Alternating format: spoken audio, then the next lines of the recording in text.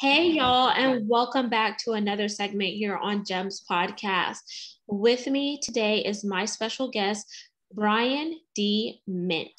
And we're going to get into blockchain and we're going to really get into the Bitcoin evangelism, some of the work that Brian is currently working on. But before we do, I'm going to tell you a little bit more about Brian. Brian was the Chief Marketing Officer for Atheneum Blockchain for 3 years and resigned in 2021 in order to focus more on Bitcoin and blockchain education. This led him to author Bitcoin Evangelism. In addition to his professional experience as an executive in the blockchain industry, he has been an entrepreneur for 14 years since the age of 22, when he started a small business with his wife, Alyssa. They have grown that into a chain of locations, a parent company that invests in small businesses, digital assets, and DeFi. Brian has been investing in Bitcoin and the wider crypto market since 2014. Wow. So he's definitely ahead of the curve, y'all. And advising entities on their digital asset strategies since 2016. So without further ado, please welcome the subject matter expert in Bitcoin and blockchain, Brian D. Mint. Thank you. Thanks for having me, Genesis. I really appreciate it. My pleasure. So, wow, Brian, you've been doing this since 2014. I didn't even know what Bitcoin was until like recently. I think it really gained traction, if I'm not wrong, around maybe like 2019, right? Is that true? Yeah, 2018 and 2019, it was kind of becoming more popular. The price was kind of in a bear market. So it was kind of, the price was a little down. There had been some excitement a year or two before. But when a lot of mainstream news outlets started talking about it was, 2018, 2019. Yeah. Amazing. And before we dive in, because I want to give the audience a little teaser of what's to come next, but I definitely also want them to connect with you on a personal level. So we could do that one or two ways. We could do a break the ice, or we could do a rapid fire 10-question game. What are you in the mood for to kind of, get the audience to know, okay, we know Brian's about blockchain and Bitcoin, but what else is he about? Oh man. I love this about your show that you do this. And as I listen to episodes, I'm just like, I know I'm going on the show. And so I'm like, so nervous. Which one do I pick? Which one do I pick? So I think the decisiveness is not jiving with rapid fire. So let's do icebreaker. Okie dokie. So here we go. We're breaking the ice with Brian. So these are your options. I want you to share something crazy that you have done in your life or a fun and interesting fact about yourself, Brian. Okay, so something that not a lot of people at least in my blockchain business arena know, is that I was actually in 2 separate cage fights. I'm a practicing martial artist. And so I particularly liked your last episode with Marco, the Brazilian Jiu-Jitsu guy, because I practice Brazilian Jiu-Jitsu. I compete in it as well. But yeah, I did 2 cage fights on Indian reservations where it was legal in California. And they were the sketchiest venues I've ever seen. One was basically in a parking garage. The fight before me, my wife's a germaphobe. And so the fight before me, one of the guys got busted open with an elbow. And so he was bleeding all over the place. And after the fight, this is how sketchy it was. They cleaned up the blood with Windex. And so that was their sanitation protocol, was to clean up the blood with Windex. So my wife is like, oh, Brian's about to go out there and fight on this blood. It was just, it was her nightmare. Aside from me getting beat up, that was her nightmare. It was just, I was going to be rolling around on this mat, this disgusting mat. So but yeah, my foray into that, I had studied kickboxing and Muay Thai for years. And I thought, you know what, I can punch and kick and do all that. And I trained with some of the best fighters in the world. So I felt confident I'm going to go do a cage match where the rule set is, you can wrestle and do jiu-jitsu and all these different things. I thought I could just knock somebody out and that was it. Well, both fights, I went out there, I'd beat the guy up on the feet, and then he would say, enough of that. They would be really good wrestlers or jiu-jitsu guys. So then they would just take me down. And since I hadn't studied jiu-jitsu, I had no defense for what they were doing. And so I would just lose the match on points and get my teeth kicked in, basically. So since then, that was probably about 8 years ago that I took my first fight. I'd been studying kickboxing for 10 years up to that point. After that, about 8 years ago, I started full force studying Brazilian jiu-jitsu. So I train about 6 days a week in Brazilian jiu-jitsu. I'm a brown belt now. I compete in world champion, tournaments and things like that.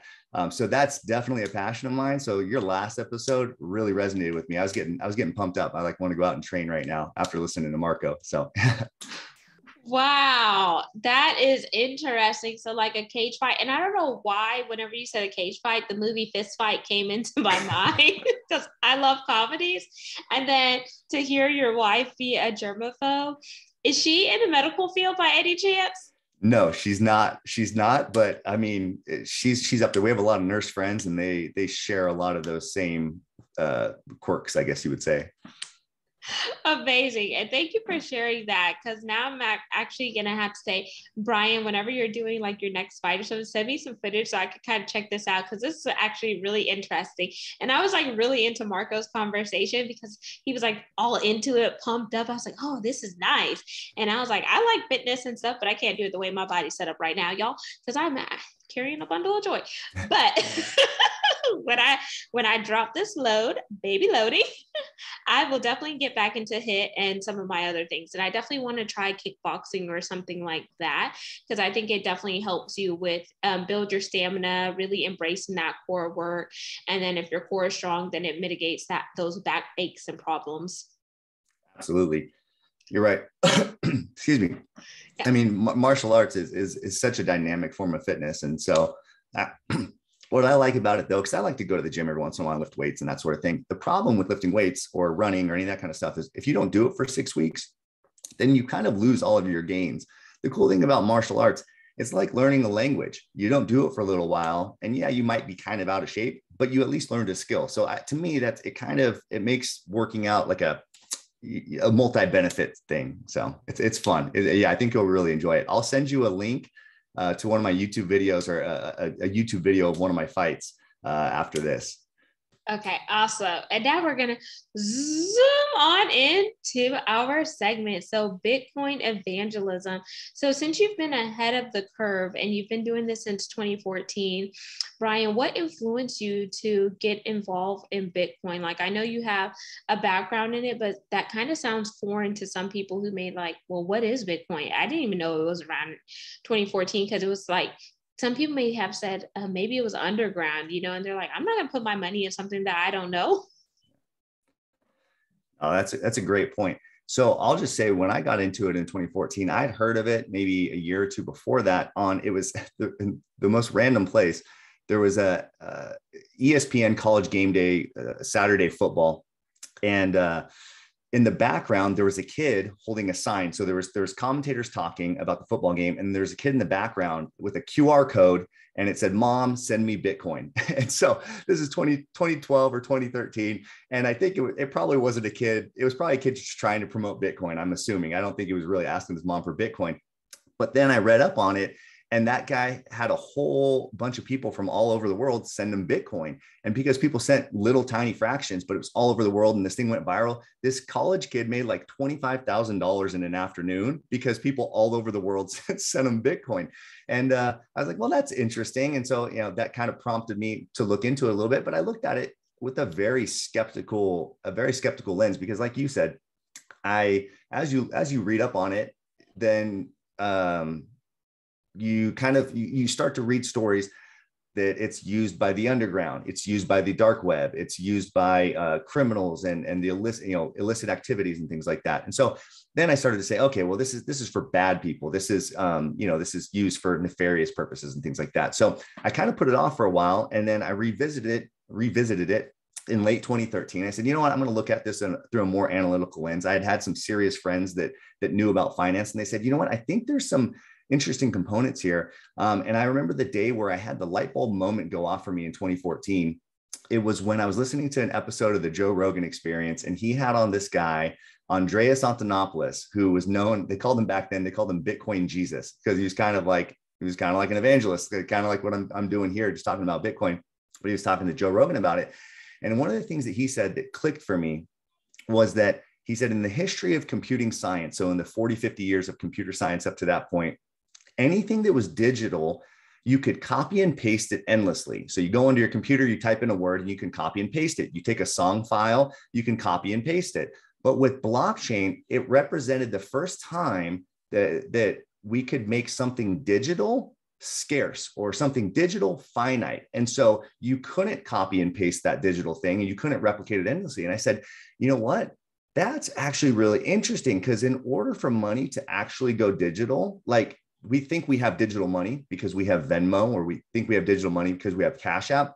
All those are just IOUs sent between companies. That's not actual transfer of value. What Bitcoin represented was actual digital value. And if you're going to have actual digital value, it means that you shouldn't be able to copy and paste it. And so that's what the invention of Bitcoin, or the invention of blockchain and Bitcoin, represented. It was the first time in history you could take something digital and not copy and paste it whenever you wanted to. So this has implications for songs and NFTs and all sorts of great things. So that was the light bulb moment for me. So that was the aha. So like now, because my background is actually supply chain and logistics and tech, and I have double minors in purchasing and OLS, which is organizational leadership and supervision.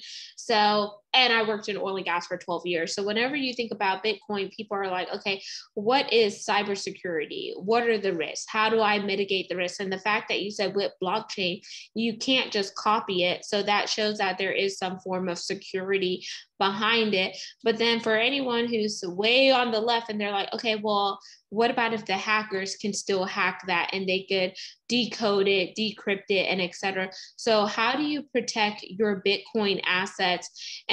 And don't quote me on this, but I don't know if you remember that story where the guy forgot his login for Bitcoin and they couldn't help him access his Bitcoin. So he lost all that money. Do you remember that story? I do. Yeah, there's a few of those stories. There was some really high profile. I believe that gentleman, it was something in the tens or hundreds of millions of dollars, if I'm not mistaken. It was a pretty big amount.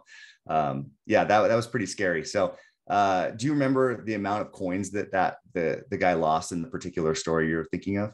I can't remember, but I think it was like in the millions because it was a lot of money. And apparently he was saving the money for his daughter to go to college or something. Is that the same story that Yeah, I think about? so. I've heard that story. Yes. And unfortunately, those are very, very sad stories. Now, I will say that those types of stories are kind of an older story. Most of those things happened in the early days of Bitcoin. And usually what it revolved around was, in the early days, Bitcoin had no monetary value. So people that played with it were internet nerds and things like that. And so they might have 10,000 Bitcoin. I mean, there's stories of people that they had 7,500 Bitcoin on a hard drive. And then, they got a new computer and then they just threw out their old computer, because at the time when they threw away their computer, Bitcoin had no value and they thought it was like, okay, this is going to be nothing. And so they threw it away. Now there's actual treasure hunts in landfills for hard drives that have, 10,000 Bitcoin on them, 7,500 Bitcoin on them. So this is somewhat like, it's not super frequent, but there's some of these stories out there of people, and it's mostly revolved around people that didn't know what it was.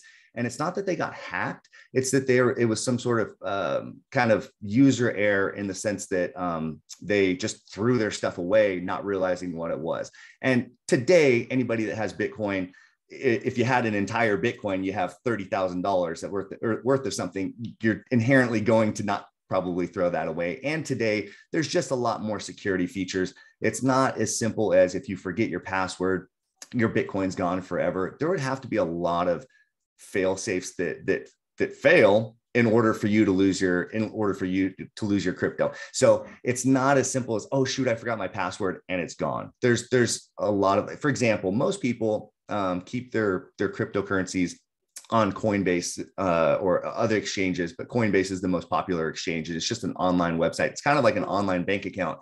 If you keep your Bitcoin on there, then they have password protection and password backup and things like that. So for people that are new to Bitcoin, you can just hold your Bitcoin on an exchange. As you become more advanced, and one of the ethos of Bitcoin is to store it yourself, You can then take it off on an exchange and store it privately yourself, but then it's really easy to create fail safes so that you don't just lose your password. So yes, while that is true, those are usually, 7 or 8 year old stories that are really heartbreaking, but it's usually some sort of user error because people didn't know what they had.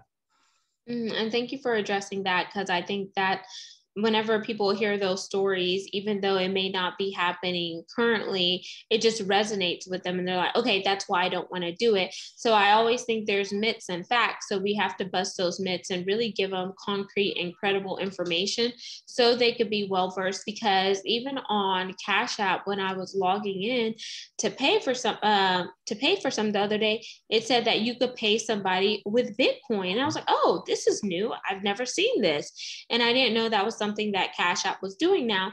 So whenever you think about Bitcoin and you think about the security, so it's very secure now. And then the blockchain technology behind it, what are some other pros as well as cons of tapping into the Bitcoin space based on some of the things that you teach as far as the evangelism around it, Brian? That's an excellent question. And I love the way that you even mentioned Cash App, because I would say one of the big innovations that's happening is using Bitcoin. So Bitcoin's actually 2 parts. It is a currency or a cryptocurrency. Some people don't think it's a currency, but they would say it's like a digital asset. So there's a digital asset component to Bitcoin, but then there's also Bitcoin as a payment network. And so they're called the same thing, but you could think of it as 2 things. There's Bit Network and Bitcoin, but they're both called Bitcoin in reality.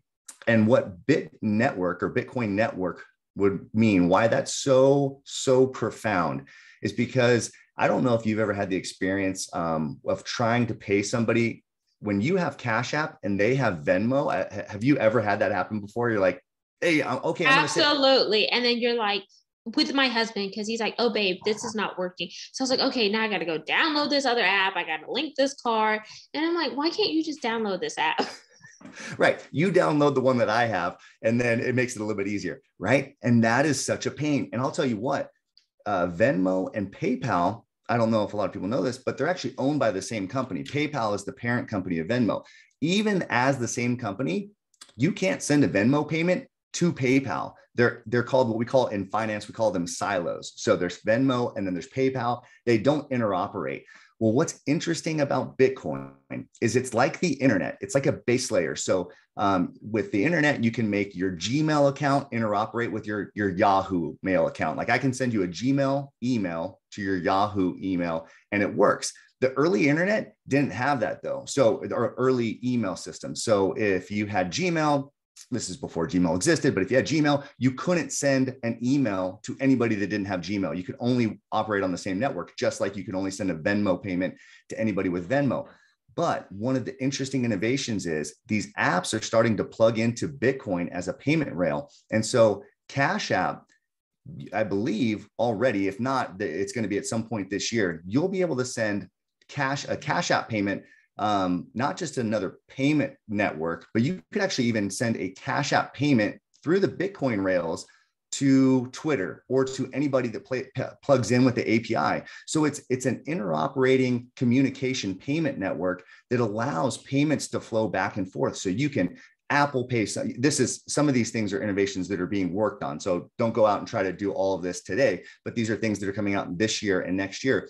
But you'll be able to send an Apple Pay payment to your Twitter, and then from your Twitter to your Cash App, and from your Cash App to your bank account. All these things will interoperate, as opposed to having different logins and different passwords and all these different accounts that you need to have in order to, this person has Cash App, so I need to get Cash App so I can pay them. This person has Venmo. There'll be one standard. It's like the common language is what Bitcoin will be. It'll be like the common language for payments on the internet. And the efficiency that comes with that is incredible. And it's not just efficiency, but it means inclusivity. It means people that have these new forward-facing apps like Cash App can be involved in the financial system, but it also means that somebody in a developing nation that's completely unbanked right now, that they can also be plugged in to a banking services for the first time ever. In El Salvador, there's an interesting stat. They just adopted Bitcoin last year as one of their national currencies. Before that, they had only 30% of their citizens had access to bank accounts. 70 of their citizens had no access to banking, which means it's going to perpetuate poverty. I mean, if you don't have access to financial services, it's very difficult to climb the socioeconomic ladder. After 1 year of adopting Bitcoin, the country of El Salvador provided Bitcoin wallets. They said, if you download this Bitcoin wallet on your phone, which a lot of Salvadorians have smartphones, but they don't have bank accounts. It's kind of interesting. They said, if you download this Bitcoin wallet, not only will we put $30 in your Bitcoin wallet, but you can start to send payments worldwide. You can do commerce and all these things. Now, almost 70% of their citizens have financial services overnight. I mean, this is something that happened really, really quickly because we have this communication network that allows them to plug into the worldwide economy. That is amazing. And by doing that, it also allows those people who live down in El Salvador, they could be virtual assistants because now there is a way to pay them because so many people are outsourcing their VAs and they're not just finding them because it's cheaper to pay someone that is outside the US to be your virtual assistant. And a lot of people find them on Fiverr or Upwork. So that's really great to see the efficiencies that Bitcoin is coming along with to really create a streamlined process to really, like you mentioned, Brian, to promote that inclusivity when it comes to different payment methods. And I'm glad that you elaborated on Cash App because you actually took it deeper for me with the understanding there. So do you think currently that the monetary system will become obsolete eventually, just based on your personal opinion? I think the monetary system as we know it is just going to change. I actually don't think a lot of people will even recognize what happens. Or we think of Bitcoin and blockchain as this thing that it's this hill that we all need to climb, this innovation that we all need to get on board with. That's true for the early adopters, and we're still kind of in that early adopter phase. So anybody that's getting on board with it right now, you're going to kind of feel a little bit of a difference. It feels like you're yes, you're adopting a new technology. It can be clunky at times because you're learning something new. But for the late adopters, I'm talking about 10 years from now, I think the financial system is going to look similar on the outside to people. They won't realize that their payments on the back end will be being sent through Bitcoin. They'll just there's this thing in cryptocurrency called an atomic swap. So if you want to send me US dollars, but I want to receive Bitcoin, we can set up the payment so that you send US dollars out of your account and I just receive Bitcoin. And so a lot of times, I think in 10 years from now, payments, whether they're US dollar payments, whether it's a bank transfer, whether it's you want to send pesos, whatever it is, the payment rail is going to be Bitcoin, but people won't even realize that. They're never going to hold the Bitcoin. They're never going to see the Bitcoin. They're never going to realize that that's just a back-end technology. The way I would equate it is when my mom goes on to her TV and turns on Netflix, I think she thinks it's just cable. Like, I don't think she recognizes that it's the internet that's streaming that service. And I think that's the way our financial system is going to change. It's people are just going to send a payment because it works. And they won't recognize that what's making that happen and why it's cheaper and faster. And there's, they have protections on their money and all this kind of stuff. I don't think they'll even realize that what's powering that is Bitcoin, just in the same way that we kind of take the internet for granted now. Awesome. And thank you for sharing that. And Brian, as we begin to wind down our segment, is there any question that I did not ask you where you want to share some information with the audience regarding Bitcoin and the evangelism you do in the space? Yeah, absolutely. I think that I have a chapter in the book called "The Capitalists and the Communists Will Both Be Satisfied," and it's meant to be sound a little inflammatory, but it's true because you think at the end of the day, what do not the far left and the far right, but I'm talking about the average conservative and the average liberal or progressive. I think what they have in common is that they want fairness and equality, and they want a level playing field for people, and they want inclusivity and all these different things. And I think we point to the same thing. I'm a libertarian. I'm a pretty conservative guy on a lot of things, but the language I use a lot of times almost sounds as if I'm at some sort of like progressive protest or something like that, because I do talk about inequalities in our systems and inequalities in the way that the world operates. And I think I would define those, maybe not in the same way that somebody like at a Black Lives Matter protest would define them, but I would say that there is a problem in our financial systems that do benefit some people and kind of exclude other people. And what I would say is kind of an Uh-oh, you're frozen, Brian. 1 second. all right. Yeah. So yeah. So one of the things, have you ever heard of the term accredited investor? Have you heard of that before? Yes, I have. Okay. And so one of the ways that I would say that our system, you can, and there's many ways, but this is just one example of it. An accredited investor is somebody that has an annual income of $200,000 plus per year, and there's somebody that has a net worth of $1 million plus. So it's a pretty high threshold in order to be an accredited investor. What an accredited investor is somebody that is allowed to invest in anything that they want. The rest of the regular people, if you want to call it that, they're not allowed to invest in anything. They can invest in the stock market and bonds and things like that. But some of the most lucrative investments out there in startup companies and things like that are only available to the millionaire class and above. And that's under the guise, and this is the way, when I say this is a systemic oppression in this regard, I sound like I'm at a progressive rally right here, but it's coming from a progressive and a conservative viewpoint. A common viewpoint here is that it is a systemic oppression because it's under the guise from the government that little people, regular people, if they fail at an investment, they're not, the assumption is regular people aren't very financially wise or financially literate. And so we need to help them. And if that investment fails, it's too risky for them. That sounds nice, but then when you think about it, what is something that the government sponsors that's in 45 of the 50 states that is pretty risky? 45 of the 50 US states have legalized gambling in the form of lotteries, and that's open to anybody. And that doesn't enrich populations. That doesn't help people move up the socioeconomic ladder. That actually is like a form of taxation. And if you look at any of the metrics, it actually adversely affects the lowest of the socioeconomic ladder. Those are the people that are spending a disproportionately high amount of their income on average in lotteries, because you buy $10 worth of lottery tickets. That's not a lot for a millionaire, but $10 of lottery tickets for somebody that doesn't have a lot of money, that is significant. And so they're allowed to do risky behaviors like that. But first, when it comes to investing, we're prohibiting those people from investing in businesses that are more lucrative. And so that's one of the things where when you have a financially inclusive system, like decentralized finance, like Bitcoin, like these decentralized systems that allow anybody to be involved with them, I think it actually grants a level playing field to the poorest among us and the richest among us. I think it allows people to just play on the same team or on the same field by the same terms. And so to me, that's one of the most exciting things about that, about this whole thing, is that we can break down some of these barriers, and we can do away with some of the oppressions and biases that are built up in our current system. And we can just give people financial freedom through all of this. That is amazing. And thank you for sharing that, because as you were talking about it, that's really where you see the diversity, the inclusivity, the equity. And now the new thing is the B, which is belonging. So as we jump into our call to action segment, as we have 4 minutes remaining, Brian, what is your call to action for the audience? Well, thank you for the opportunity. First of all, it's a pleasure talking to you. I really enjoy your show as just a listener. What I would love everybody to do is to go to my website. I have my book coming out May 31st. It's called Bitcoin Evangelism.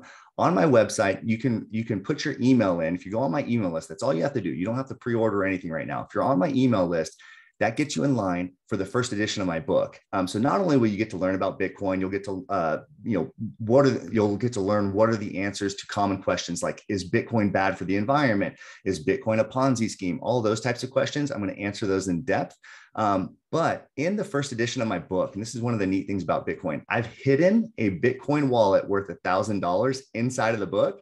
And so the first edition is the only edition that's going to have that. And so whoever gets the book and finds those 12 words, or excuse me, those 24 words, it's a passphrase to a Bitcoin wallet. The first person that finds it gets the $1,000 Bitcoin wallet. And that's $1,000 at today's value. So by the time you read the book, the price might have gone up. It might be worth more. I don't know. But please go to, the website is freshlymintedbooks.com, freshlymintedbooks.com. And you just put in your email. That's all you have to do. That'll get you on the list for the first edition. That is awesome. So y'all, the race is on for that treasure. And then Brian, how can they connect with you on social media? Where do you hang out primarily? I'm Twitter and Instagram. Those are my main two. So on Instagram, I'm at brian.dmint. And then on Twitter, I'm at Brian The Mint. And those are my two go-tos. And there you have it, listeners and viewers of GEMS podcast.